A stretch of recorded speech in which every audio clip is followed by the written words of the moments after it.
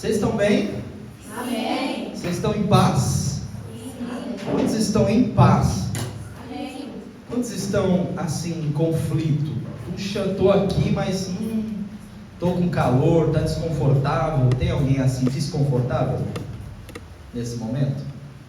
Ninguém desconfortável? Todo mundo em paz? E a temperatura? Vocês querem que ligue algum das máquinas aqui?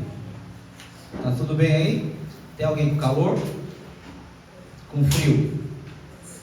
Então tá bom, quero chamar as crianças aqui. No fundo eu estava com vontade de ter essas crianças aqui hoje, porque eu vou falar sobre um Jesus apocalíptico. Quem sabe no próximo domingo. Eu quero orar por vocês, e a pastora Vanessa vai falar de um Jesus apocalíptico para vocês. Vocês vão ouvir de Jesus, aquele com um olhar de fogo, com um cabelo como que um negócio branco assim, um algodão, um cinto de ouro. O negócio é glorioso. Senhor, aqui estão as crianças da nossa casa e te agradecemos por elas. O Senhor nos concedeu porque o Senhor é bom. Eu oro em nome de Jesus, abençoando cada uma delas, que o Senhor fale profundamente ao coração de cada uma, e que possam sair daqui tocados, ministrados, aprendendo sobre a Tua palavra, sobre a sã doutrina, a teologia, e que possam ter a mente guardada, Senhor, livre de todo sofisma e mentira do mal e do mundo. Em nome de Jesus nós abençoamos a vida dessas crianças. Amém. Amém. Deus abençoe muito vocês, viu? Amém. Vocês são extraordinários.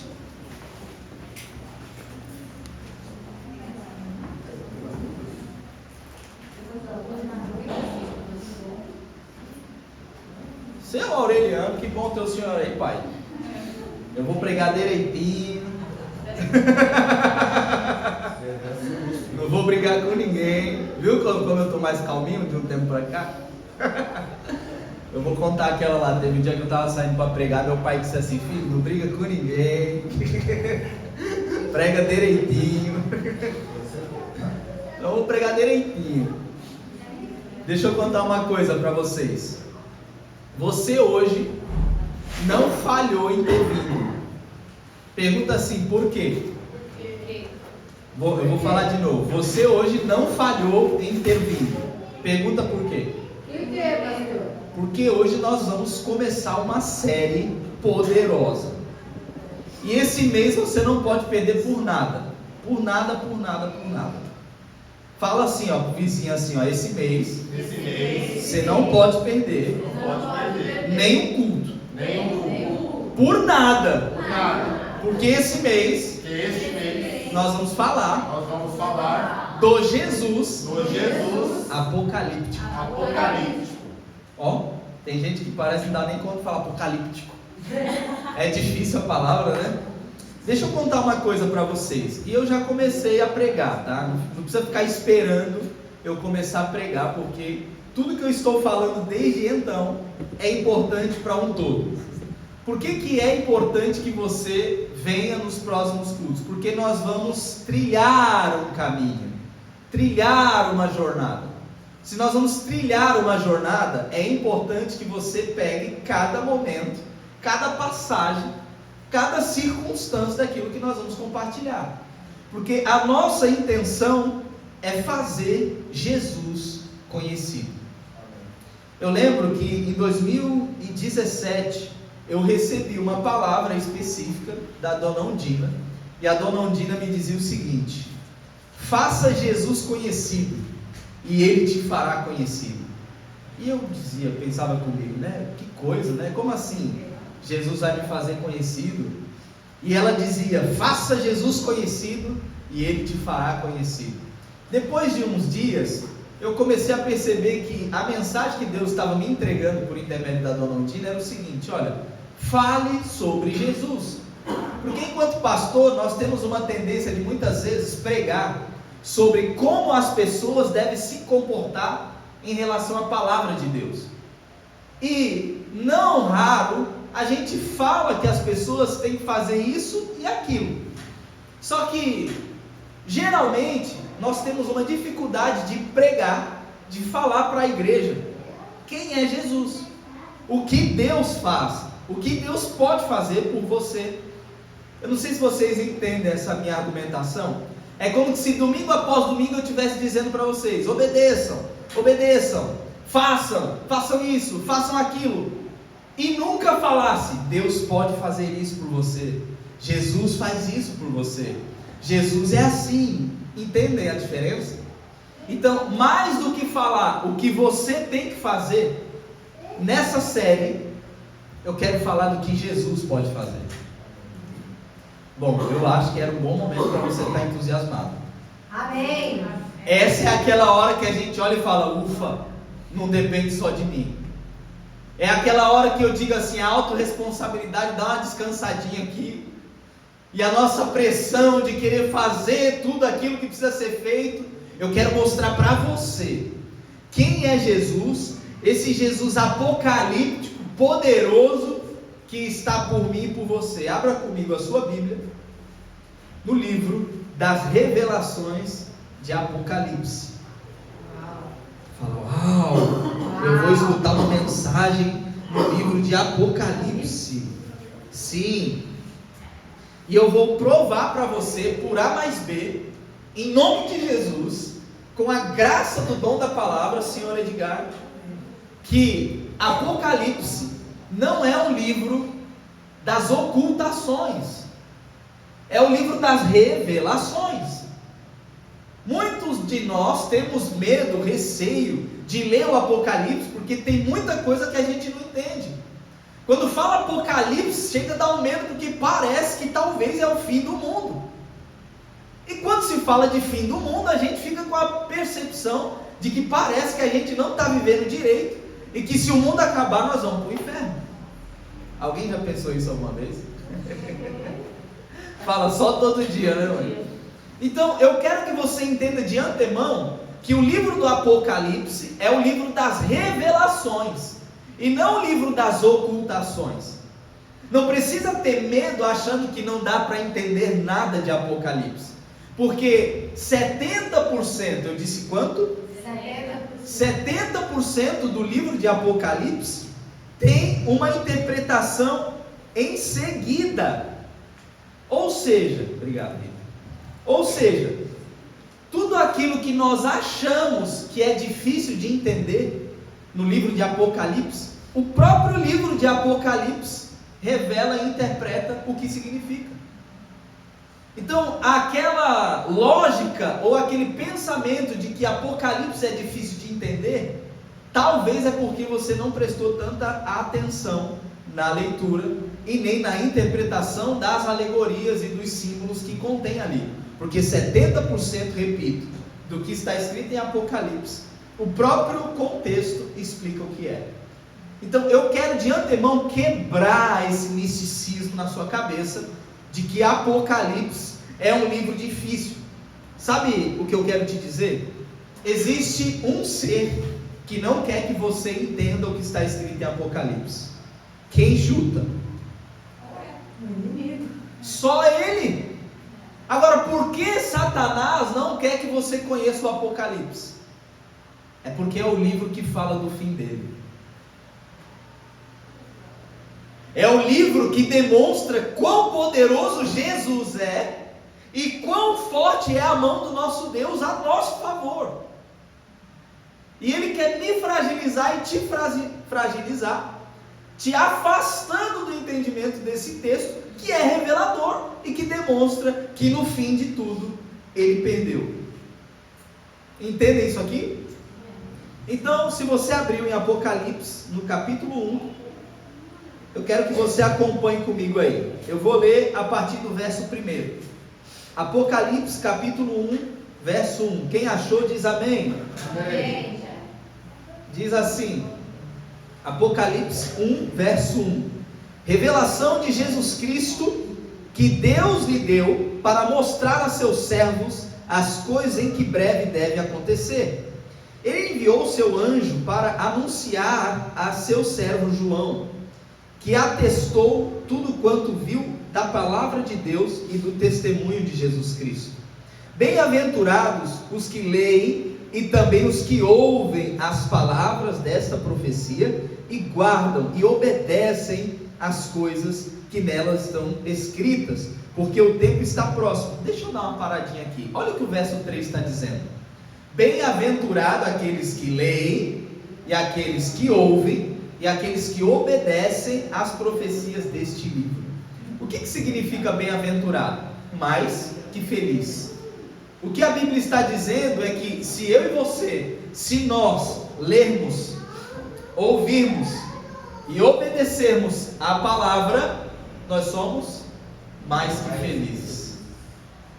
É uma aplicação básica. E deixa eu te dizer uma coisa, quando fala este livro, não está falando de toda a Bíblia, está falando deste livro Apocalipse. Agora, significa que toda a Bíblia está fora desse princípio? Óbvio que não. Se nós ouvirmos, ou lermos e ouvirmos, e obedecermos a Bíblia, segundo a própria Bíblia, nós seremos mais que felizes. Se você não está feliz,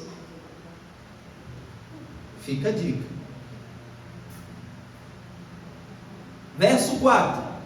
João, às 7 igrejas que estão na Ásia, graça a vós e paz da parte daquele que é, que era e que há de vir, da parte dos 7 espíritos que estão diante do seu trono, e da parte de Jesus Cristo, o primogênito dos mortos, o príncipe dos reis da terra, que é a fiel testemunha, aquele que nos ama e nos libertou dos nossos pecados pelo seu sangue, e nos constituiu reino e sacerdotes para Deus, o seu Pai. A Ele sejam a glória e domínio pelos séculos dos séculos. Amém. Verso 7. Ele vem com as nuvens, e todo olho o verá, até mesmo aqueles que o transpassaram, e todas as tribos da terra se lamentarão por causa dele. Sim e amém. Eu sou o Alfa e o Ômega, diz o Senhor Deus, aquele que é, que era e que há de vir, o Todo-Poderoso.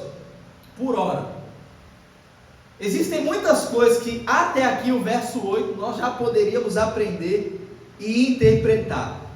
A minha intenção é demonstrar clara e especificamente quem é Jesus depois de morrer e ressuscitar. Eu quero, na verdade, tirar um pouquinho da minha cabeça e da sua cabeça aquela figura histórica, filosófica, mística de um Jesus que muitas vezes a gente só ouve falar por aí de uma época passada. É importante você trazer o entendimento sobre a eternidade de Jesus.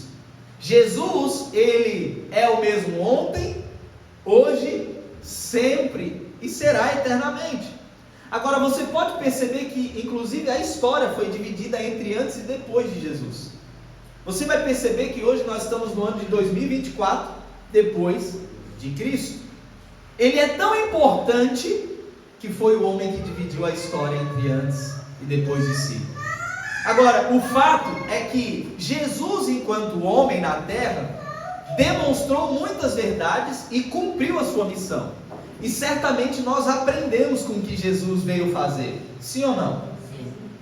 Mas quantos de nós já aprendemos com quem Jesus é hoje? Se eu te perguntar quem é Jesus hoje, onde Jesus está agora, o que você pensa? Bom, a gente aprendeu na escola dominical, Jesus mora aqui, no meu coração. Deixa eu te contar uma coisa. Jesus está dentro de você pelo Espírito Santo. Ele mesmo de fato está agora no trono à direita de Deus. Você já parou para pensar nisso? Que você tem alguém que intercede por você agora à direita do Pai, no trono de Deus. Agora, se eu te perguntar, de que maneira você entende ou imagina que Jesus está agora? Quem é esse Jesus que veio em carne, que viveu, que morreu? De que maneira nós podemos entender claramente a proximidade de Jesus, mesmo que a gente não veja Jesus? Bom, a resposta óbvia é pela fé. A gente não pega em Jesus agora, a gente pode até sentir a presença dele. Agora, nós precisamos entender que toda a nossa conexão com Jesus hoje, com Jesus agora, é pela fé. No entanto, eu quero fazê-los entender que o Jesus que nós cremos e estamos conectados pela fé hoje, agora, não é o Jesus da cruz do Calvário, literalmente. Nós não podemos ter uma perspectiva de Jesus como muitas imagens nos mostram. Ele crucificado, pregado na cruz, em muitos quadros por aí. Existem pingentes em que está lá o corpo de Jesus na cruz. Ora, eu não vou ser duro e grosso a ponto de dizer não presta. Eu entendo o que as pessoas estão querendo dizer com esse tipo de imagem. Elas na verdade estão querendo trazer à memória a morte de Jesus na cruz do Calvário. Só que isso projeta uma imagem interna em nós, que nos leva a entender que Jesus continua naquela cruz. E aí nós temos dificuldade de enxergá-lo como ele está hoje, como ele está agora. E a pergunta é, pastor, conta logo. Como é que ele está hoje? Como é que ele está agora? Segura aí que eu vou te contar.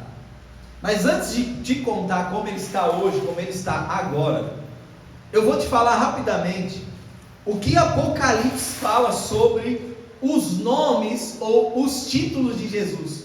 Porque veja, na nossa maneira de viver, na nossa sociedade, os nomes ou os títulos, os cargos são importantes, sim ou não? Sim.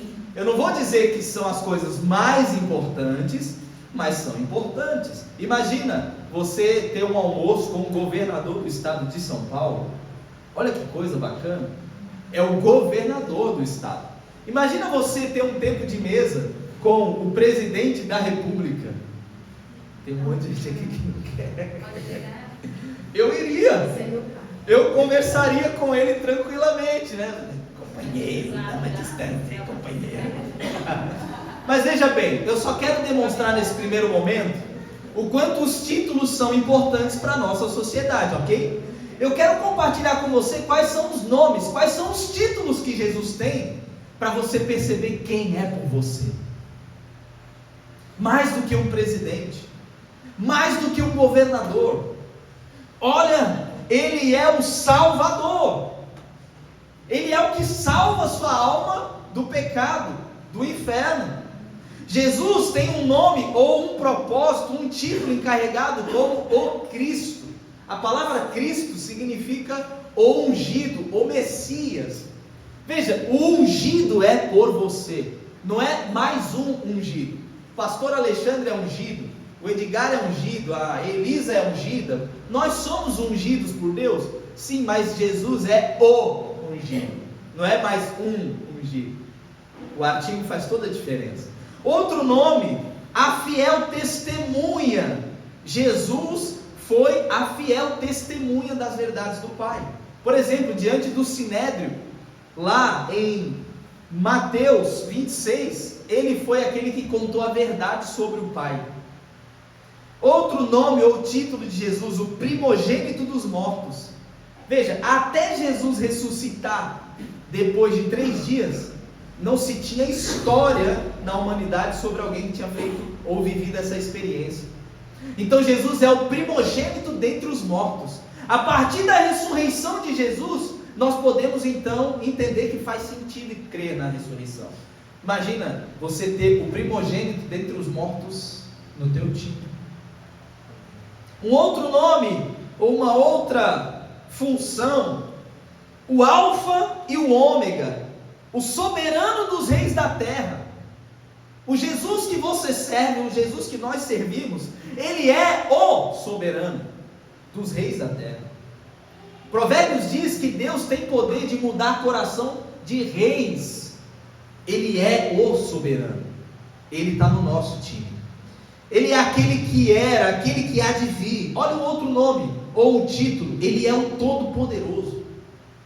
Imagina você chorando, resmungando: ó Deus, me ajuda nisso, ó Deus, e muitas vezes achando assim, parece que Deus não me ouve. Deixa eu te dizer uma coisa, Jesus é o Todo-Poderoso, Ele pode fazer todas as coisas, por mim, por você e por quem Ele quiser.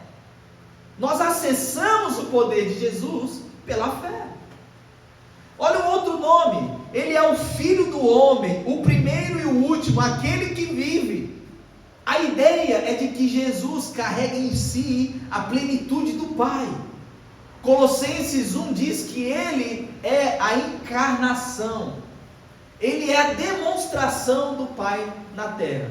Só para você entender que aquele a qual nós pregamos, aquele a qual você acredita, Ele é o cara. Agora eu te pergunto, por que tanta preocupação, uma vez que você teme o cara que pode resolver qualquer parada? Por que é que nós ficamos muitas vezes tão aflitos e não confiantes, uma vez que nós cremos em Jesus? Veja, pastor, não é tão assim, né? A vida é complicada, não é? Eu escuto algumas coisas assim, às vezes até na minha cabeça vem, sabe? Tipo assim, pô, será que é tão... Por que tem que ser tão difícil algumas coisas? Alguém já pensou isso? Por que para mim parece que é mais difícil? Você já teve uma crença assim? Ah, parece que as coisas para mim são mais... Eu tenho que ir correr atrás, eu tenho que me esforçar, eu tenho que... E parece que você sempre é o prejudicado da história toda. Deixa eu te contar uma coisa. Jesus é aquele que pode fazer o que você precisa quando você precisa. Ele é a tua força. Ele é aquele que te restaura, que te resgata. Ele é. Agora então, como eu estou desde o início provocando você sobre quem é Jesus hoje ou como ele está hoje, eu quero falar das características do Jesus apocalíptico. Porque o Jesus que João vê é diferente do Jesus que os discípulos viram antes da ressurreição dele. O Jesus que João vê é diferente do Jesus que os evangelhos descrevem. Só que é exatamente esse Jesus que João vê, que é o Jesus que nós estamos conectados agora. É exatamente a forma que João o enxerga que nos demonstra a força daquele a qual nós cremos. Fala logo, pastor. Fala logo, pastor. Vamos ler comigo o verso 13. Diz assim, não, eu vou fazer o seguinte, eu vou ler começar do 9 e eu chego no 13. Diz assim: eu, João, vosso irmão e companheiro na tribulação, no reino e na perseverança em Jesus, estava na ilha de Patmos, por causa da palavra e do testemunho de Jesus. Deixa eu só contextualizar. João era aquele discípulo de Jesus, e depois do Império Romano tentar matá-lo de todas as formas, inclusive jogando-o dentro de um caldeirão de óleo quente, ele milagrosamente sobreviveu. Se deram conta que não conseguiam matar João, e então exilaram ele numa ilha chamada Patmos. Era uma ilha onde ficavam os prisioneiros para morrer perpetuamente, porque esse aqui é imorrível, então eu vou deixar o tempo acabar com ele. Então, quando ele está em prisão por causa da palavra, porque ele era um dos discípulos que pregava a palavra, ele foi um dos que não foi morto pelo Império Romano, porque não deram conta de matar. Então, enquanto ele estava exilado, longe de tudo, numa ilha, ele recebe as visões, as revelações de Jesus. Verso 10: no dia do Senhor, eu me encontrei em espírito e ouvi atrás de mim uma voz forte, como de trombeta, que dizia: escreve em um livro o que vês e envia-o às 7 igrejas: Éfeso, Esmirna, Pérgamo, Tiatira, Sardes, Filadélfia e Laodiceia. Virei-me para ver quem falava comigo. Ao me voltar, vi 7 candelabros de ouro. Antes do 13 ainda, que eu quero deixar você curioso. Deixa eu te falar uma coisa. Primeiro, existe uma manifestação do próprio Jesus para João, e isso vai ficar claro na sequência. Mas olha a missão que ele recebe: escreve. E era para escrever especificamente para 7 igrejas. Eu acabei de ler cada uma delas. Qual é a representatividade dessas 7 igrejas? Se você estudar a Bíblia, você vai perceber que número 7 é um número de perfeição, é um número de plenitude. Ainda que nós não sejamos tão místicos para a numerologia das coisas, a gente acredita que existe uma intencionalidade no fato de Jesus pedir para escrever as 7 igrejas. E qual é a intenção de Jesus ao pedir para João escrever para as 7 igrejas? Ele estava querendo entregar a mensagem que dizia o seguinte: tudo aquilo que eu falar para essas igrejas simboliza que eu estou falando para a igreja como um todo. As 7 igrejas da Ásia representavam toda a igreja de Jesus, a perfeita igreja, por isso as 7 igrejas. Então é válido e bíblico nós concordarmos que esse texto alcança a Yada Church. Amém. Alcança a minha vida e a sua, porque nós somos igreja hoje. Amém. É como se Jesus estivesse dizendo para João: escreve para a Yada, escreve para a igreja em São Vicente, escreve para todos aqueles que vão crer em mim. Então nós não podemos olhar esse texto e o que nós vamos observar sobre as características de Jesus e pensar: não, era só para aquelas igrejas da Ásia Menor. É para nós. É para nós. Então no verso 13, ele diz: e no meio dos candelabros havia, olha isso, alguém, repita, alguém, semelhante a um ser humano.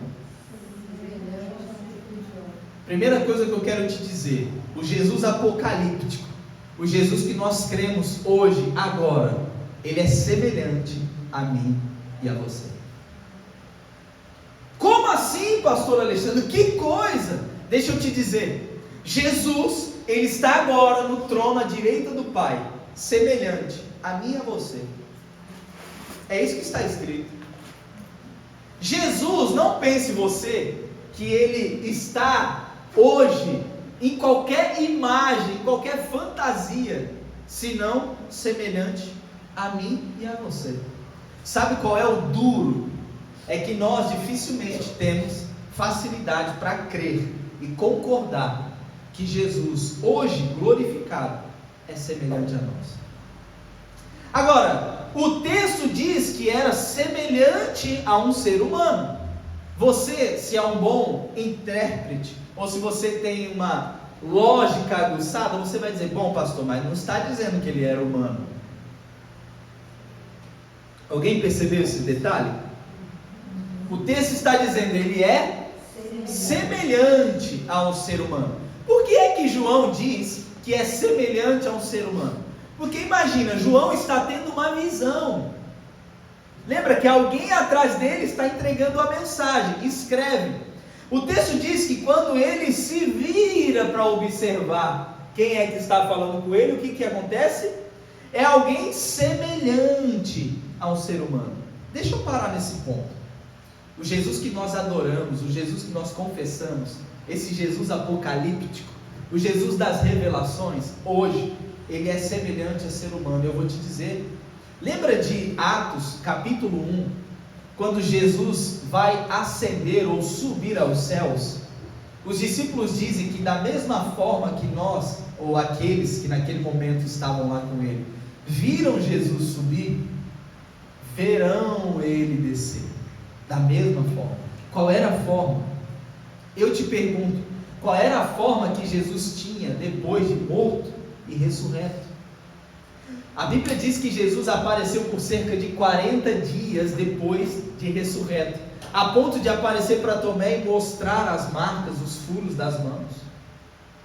A Bíblia diz em João, Evangelho de João, capítulo 21, que Jesus, depois de ressurreto, comeu peixe.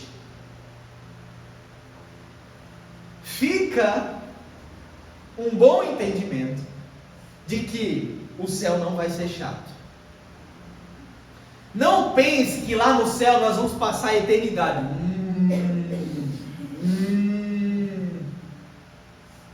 Não pense que no céu nós vamos passar a eternidade. Deus eterno. O céu será extraordinário. Nós viveremos uma vida extraordinária. Haverá uma adoração ininterrupta, haverá um coração de adorador, mas nós vamos desenvolver uma vida em Deus. O mais perto do céu que nós podemos entender hoje é olhar uma igreja sadia, é uma igreja viva. Então veja, não imagine que no céu tudo que nós vamos fazer é ficar adorando a Deus e com a mão levantada. No céu nós vamos ter uma vida dinâmica. Você pode dar amém para isso? Amém. Porque senão vai ser chato pra caramba. Existem coisas no céu que nós não sabemos ainda exatamente, porque existem mistérios. Mas o céu fala de ruas de ouro. Rua de ouro vai ser normal. Eu quero trazer o teu olhar para um Jesus apocalíptico e dizer assim: o Deus que você serve hoje é por ti. Ele hoje é semelhante ao ser humano. Ele hoje está como ele subiu, numa estatura de homem maduro. Segunda característica, e aqui eu fico empolgado com o que eu vou falar. Olha aí, na continuidade: vestindo uma túnica longa e uma faixa de ouro na altura do peito. Então João está tendo uma visão, e ele vê um homem ou alguém semelhante a um ser humano, vestido de uma túnica longa. Vamos dar uma olhadinha nessas características desse mensageiro? Porque a gente já entendeu que tinha alguém ali falando com João, sim ou não? Sim. Quem era? Alguém que parecia com João. Era semelhante aos homens. Nós estamos entendendo pela naturalidade da interpretação que era o próprio Jesus. Isso vai ficar claro e bem afirmado na sequência do texto. Nós não precisamos ter medo de entender que era Jesus ali. Era Jesus. Agora, o que eu quero que vocês se atentem é de quem é, qual é a característica desse Jesus apocalíptico, porque é o Jesus que nós servimos hoje. A gente fica com a perspectiva de Jesus que viveu, de Jesus que foi na cruz, mas hoje, agora, como é que ele está, de que forma, onde eu encontro, como eu sinto? Está aqui, existe uma vestimenta. Agora, olha isso aqui, esse mensageiro divino, nesses versos 12 e 13, eles demonstram algumas coisas específicas. Olha o que João diz: eu vou se virar para ver a vós. Faz sentido se virar para ver a vós? Está aí no texto, pode perceber. Era a forma que os judeus lidavam com esse tipo de experiência. Quando João diz eu vou virar para ver a vós, é óbvio que ele não estava querendo necessariamente ver a voz. Ele estava necessariamente querendo ver quem era que comunicava essa mensagem. De onde vem essa voz? Quem diz isso? Quantas vezes você tem experiência com Deus e não consegue perceber de onde vem a voz? Parte do nosso não entendimento espiritual é porque nós estamos querendo ver o invisível e não crer no invisível. Nós somos convidados, diante desse tipo de experiência, se não for possível ver quem fala conosco, é crer na sua voz. Bom, João ainda, quando se virou, ele viu 7 candelabros de ouro. Lembra que no início eu disse que 70% do livro de Apocalipse é interpretado por ele mesmo? Por exemplo, esses candelabros têm um significado no próprio texto, é só você dar uma olhadinha aí. Você viu, Elisa? Qual que é o significado dos candelabros? As 7 estrelas. O que significa as 7 estrelas? 7 igrejas. São as 7 igrejas. Veja, eu já quebro um paradigma aqui. Pô, mas o que é esse candelabro? Ó, está escrito. Significa as 7 igrejas que Jesus estava mandando mensagem. E as 7 estrelas? O que significava as 7 estrelas? Está aí no texto. Significa ou simbolizava os 7 anjos, os 7 líderes de cada igreja. Sabe qual é a coisa bonita? Eu, enquanto pastor, estou nas mãos de Jesus. É o que o texto diz sobre esses líderes das igrejas. E eu tomo posse disso, é para mim. Está escrito, e nas minhas mãos eu tenho as 7 estrelas. E as 7 estrelas são os 7 pastores. Eu me incluo nisso. Eu estou nas mãos de Jesus. Eu estou nas mãos de Jesus. Eu posso confiar que vai dar certo, não vai faltar nada. Eu estou nas mãos de Jesus. Veja que está aqui interpretado, esse Jesus apocalíptico é um Jesus que tem você nas mãos. É um Jesus que tem cuidado de ti. João, quando olha, ele vê o candelabro, está dizendo, este está entre os candelabros. O que significa? Se os candelabros simbolizam a igreja, está dizendo que Jesus está entre a igreja. O Jesus que você e eu, que nós servimos hoje, Ele está entre nós. A gente não pode, não deve ficar com a perspectiva de um Jesus longe, um Jesus distante. Jesus está aqui hoje, Jesus está aqui agora. Amém. E como é que nós percebemos isso? É pela fé. Bom, pastor Alexandre, mas eu tenho dificuldade de entender que Jesus está comigo pela fé.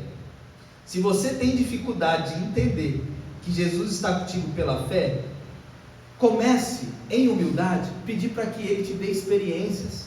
Eu não acho que isso é problema. Tá ok, Senhor, olha, eu tenho tido dificuldade de percebê-lo. Fala comigo, me visita, me ensina. O problema é que às vezes a gente cai por um criticismo barato, desenfreado, só para dizer assim, eu não sinto Deus, eu não escuto Deus. Ora, se você não sente, se você não escuta, ao menos você clama, você pede, você sinaliza. Quantos a partir de hoje vão sinalizar mais e dizer, eu quero o Senhor? Eu quero te contar uma coisa. Quando João vê uma visão, ele o faz em termos de cenas. É como se ele estivesse descrevendo as cenas. E essa descrição que ele faz é alusiva ou com um olhar do Antigo Testamento. Tudo que João descreve que vê é muito fundamentado no entendimento que ele tinha sobre a lei, sobre a Torá, que era a Bíblia da época dele. Onde que a gente enxerga isso? A melhor maneira de se preparar para ter uma revelação da verdade é estudar o que você já sabe com certeza. Presta atenção nisso que eu estou falando, que isso é verdade profunda. Antes de você criticar, achar que Deus não está contigo, que Jesus não está com você, antes de você achar que você não ouve Deus, não entende Deus, estuda o que você já sabe de novo. Preste atenção naquilo que você não tem dúvida. Quantos de nós queremos novas revelações, novos entendimentos, mas não praticamos nem o que sabemos? Não faz sentido. Não, eu quero a revelação profunda. Deixa eu te dizer uma coisa. Se prepara para uma nova revelação, praticando o que você já sabe. Ah, esse ensino eu não tenho dúvida. Não tem dúvida desse? Pratica. Enquanto você pratica esse, Deus te revela o outro, e o próximo, e o outro. Foi exatamente a perspectiva de João. João, quando ele começou a ter essa visão e não entender exatamente do que se tratava, ele começou a conectar o que ele via, o que ele ouvia, com o que ele conhecia. É assim que o nosso cérebro funciona. A gente começa a capturar as memórias, o entendimento, o conhecimento que nós temos, e a gente começa a dar significado para as experiências que vivemos. Deixa eu te contar uma coisa. Quer dar uma experiência, quer dar um significado para uma experiência, um significado bíblico, transformador? Busca as memórias dos conceitos bíblicos, e não do que te disseram necessariamente. O que é que você tem de conteúdo e bagagem dentro de você? O que é que o Espírito Santo conta e te ensina? Quantos de nós, quando lembramos de um assunto, a gente lembra imediatamente de quem nos ensinou o assunto? Agora eu te pergunto, quantas vezes você pensou num assunto e lembrou do Espírito Santo? 1 João é um texto que eu gosto bastante, eu sempre falo disso. De vez em quando a Vanessa fica até meio assim comigo. Está escrito que não carece que ninguém vos ensine, porque o Espírito Santo que está em você, ele te ensinará todas as coisas. Bom, se você quiser aprender qualquer coisa e um pastor não tiver disposição, significa que você não aprende? Você precisa entender que tudo que você precisa para aprender as coisas espirituais está em você. O meu papel aqui é importante enquanto pastor? Sim, eu entendo a importância disso. Deus estabeleceu pastores, profetas e mestres para a edificação da igreja. Agora, não significa que a igreja depende de líderes para aprender. Eu estou libertando você. Essa é a parada, né, Edgar? Nós temos que libertar a igreja, não é? E não prender, né? Esse é um dos chamados que eu tenho. Então, eu quero falar dessa imagem para concluir a mensagem de hoje. Vamos avaliar qual foi a imagem que João viu. A gente já percebeu que ele viu alguém semelhante a um ser, e ele estava vestido com uma túnica longa e uma faixa de ouro na altura do peito. Veja, no meio dos candelabros ele viu semelhante a um homem. A gente volta à descrição, por exemplo, de Daniel 7. Foi a mesma visão que Daniel teve. Eu não vou abrir agora para a gente ganhar tempo, mas era um ancião de dias que Daniel via. É como se agora João tivesse tido ou estivesse vivendo a experiência que o profeta Daniel viveu. E sabe qual é a imagem? A gente consegue enxergar pelo menos 3 imagens aqui. A primeira imagem que essa palavra descreve é a túnica, ou o manto, ou a vestimenta. Por que é importante a gente avaliar isso? Porque quando João vê alguém semelhante a um homem, com uma túnica, o texto diz que ela vai até os pés. Repita assim: a túnica, ou o manto, vai até os pés. Bom, esta é uma palavra que é usada no Antigo Testamento. O sumo sacerdote do Antigo Testamento, ele utilizava uma túnica que ia até os pés, e tinha toda uma parafernália, por assim dizer. Desculpa a expressão, gente. Parafernália é uma coisa meio estranha, mas é para dizer assim que ele estava todo paramentado. Paramentado é melhor. Era uma paramentação, era uma ornamentação. Esse sumo sacerdote estava bem vestido, bem arrumado, com uma túnica que ia até os pés. E quando João vê, qual é a alusão que ele faz? A esse sumo sacerdote. E por que é importante que nessa primeira imagem, o que João está nos trazendo de clareza é que ele descreve a vestimenta de um sumo sacerdote, e ele conecta essa vestimenta ao papel, à característica de Jesus hoje. Ou seja, ele é o nosso sacerdote. Qual era a função do sacerdote no Antigo Testamento? O sacerdote conduzia o clamor, o pedido do povo a Deus. O sacerdote era o intermediário entre o povo e Deus. Qual é o papel de Jesus na minha vida e na sua? Jesus é que faz o papel de intermediar a nossa relação com Deus. Então, quando João vê alguém semelhante a um homem, com uma túnica até os pés, ele está entregando uma mensagem. O Jesus apocalíptico, que é o Jesus que eu e você cremos, ele hoje, mesmo nos céus, ele é o nosso sumo sacerdote. Mesmo nos céus, ele desempenha o seu ofício sacerdotal. O sacerdote abre o caminho. Mesmo Jesus hoje nos céus, ele está abrindo o meu e o teu caminho ao Pai. Veja, não tem por que você ter medo de se achegar a Deus. Hebreus capítulo 10, verso 19 diz para que nós possamos adentrar ao santo lugar pelo novo e vivo caminho, porque nós temos um sacerdote. Nós não precisamos ter medo, tem alguém sendo intermediário.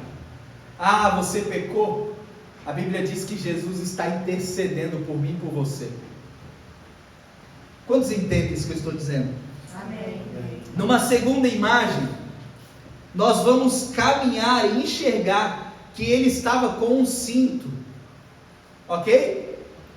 Esse cinto, essa faixa de ouro, fala sobre a autoridade. Era a maneira que os reis e que os príncipes daquela época do Antigo Testamento se vestiam. Lembra que João tem a perspectiva da visão que ele tem a partir do que ele conhecia no Antigo Testamento? Quantos estão comigo até aqui? Amém. Então, quando ele enxerga esse homem com essa vestimenta, ele agora traz à memória alguém de autoridade. Ele estava observando a vestimenta de um rei do período em que ele vivia na civilização da época. Não era qualquer um que tinha uma faixa de ouro na altura do peito. E João, penso eu, começa a perceber, parece alguém interessante. Parece que eu estou diante de uma experiência interessante. É como se João tivesse enxergado nessa roupagem um Cristo ressurreto com uma vestimenta habitual de realeza, de rei. Então a túnica até os pés era uma túnica que denunciava a característica de um sacerdote, aquele que fazia o meio campo entre o homem e Deus. Só que agora ele percebe uma faixa de ouro no peito que está relacionada à autoridade. É um rei. Isso eu conheço. O que a Bíblia está nos dizendo a respeito dessa imagem? Que quem aparece para João de maneira clara é alguém que tem comportamento de rei. Então tinha vestimenta e comportamento de sacerdote. Agora eu enxergo vestimenta e comportamento de rei. E é esse que está me dizendo, escreve. É esse que está me dizendo, essa é a missão. Eu quero que você entenda. O Jesus apocalíptico, o Jesus que nós cremos, o Jesus que está comigo e contigo hoje, ele tem vestimenta de rei. Ele tem vestimenta de autoridade. Por que é que nós ficamos com medo? Então agora nós concluímos que nessa visão nós já encontramos pelo menos duas imagens. A imagem de um sacerdote e a imagem de um... Quem é Jesus até aqui? Sacerdote e rei. Agora, Alexandre, você disse que nessa mesma cena nós nos deparamos com três imagens fragmentadas. João está tendo a perspectiva das coisas que ele conhecia. Há ainda um outro detalhe dessa imagem que João vê. Na visão de Daniel, o personagem que ele tinha visto em Daniel 7 demonstra a mesma coisa. Esta, portanto, a terceira imagem é também uma vestimenta dos mensageiros de Deus. João começa a entender quem é que está falando com ele pela vestimenta. Quantas vezes você conheceu a voz de alguém no ambiente e disse, fulano de tal está chegando? Você só conhece alguém pela voz se tem intimidade. Você só consegue dar conta que tem alguém que está chegando sem você ver, se você conhece a voz de perto, se você já teve muito tempo com essa pessoa. João começa a perceber que era alguém familiar.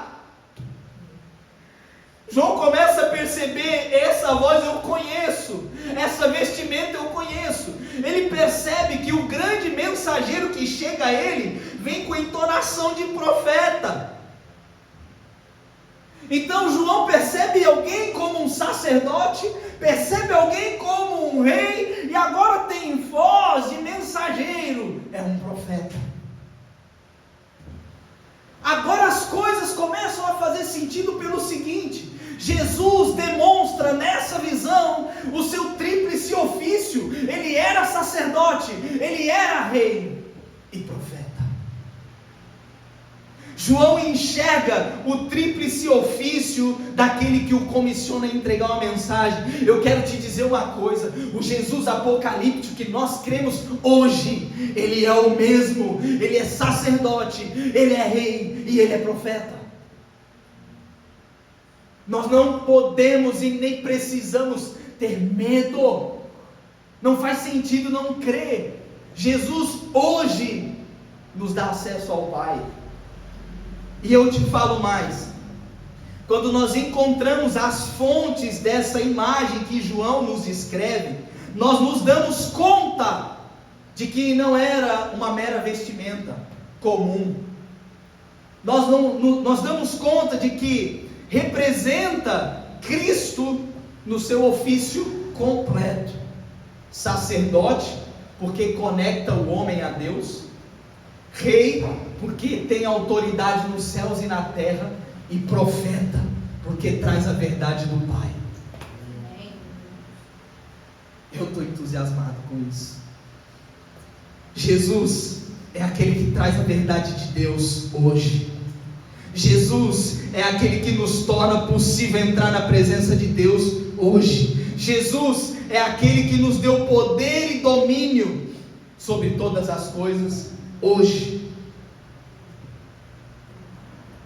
Eu quero concluir essa mensagem te fazendo entender que o Jesus apocalíptico não é aquele Jesus fragilizado da cruz. O Jesus que nós estamos crendo, pregando, proclamando hoje é um Jesus imponente, sacerdote, rei, profeta. Esse é o Jesus que você serve. Eu quero te fazer uma pergunta: se Jesus é sacerdote e te conecta com Deus, o que te impede de se entregar a esse relacionamento? Se Jesus é rei e tem toda a autoridade, o que te impede de se posicionar no teu chamado e cumprir a sua missão? Porque Ele já te habilitou. Se Jesus é profeta e traz as verdades, o que te impede de assumi-las e se posicionar com as mesmas verdades que Jesus traz a mim e a você? Eu quero que você fique de pé. Nós estamos diante de uma mensagem que nos provoca e nos chama para uma responsabilidade. A visão que João tem é de um Jesus apocalíptico. E esse Jesus apocalíptico é o Jesus que nós servimos hoje. O Jesus revelado. Nós não precisamos ter medo e nem achar que é difícil entender quem é Jesus hoje, ou perceber a sua manifestação hoje, o seu posicionamento hoje. Jesus não é aquele que está na cruz pregado. Ele morreu, ressuscitou, está à direita de Deus, no trono. Jesus está no trono, sendo intermediário entre você e Deus. Jesus está no trono, sendo o rei de autoridade com o seu cajado. Jesus está no trono como um profeta, trazendo as verdades. Fecha os teus olhos. Lembre das verdades.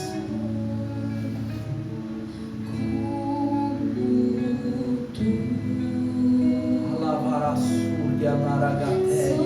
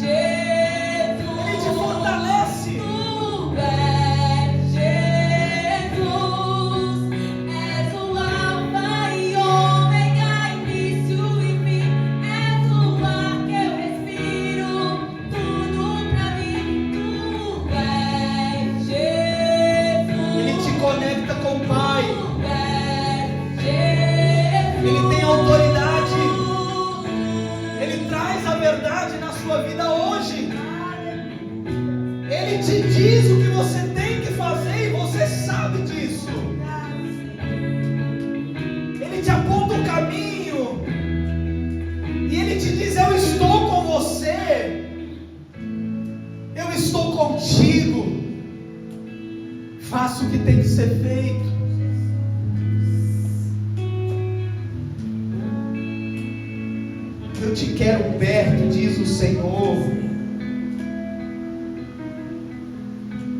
Alamando comenária séria. Sim, Deus. Eu quero orar por você que, quem sabe, percebia Jesus distante ou achava ou se sentia distante de Jesus.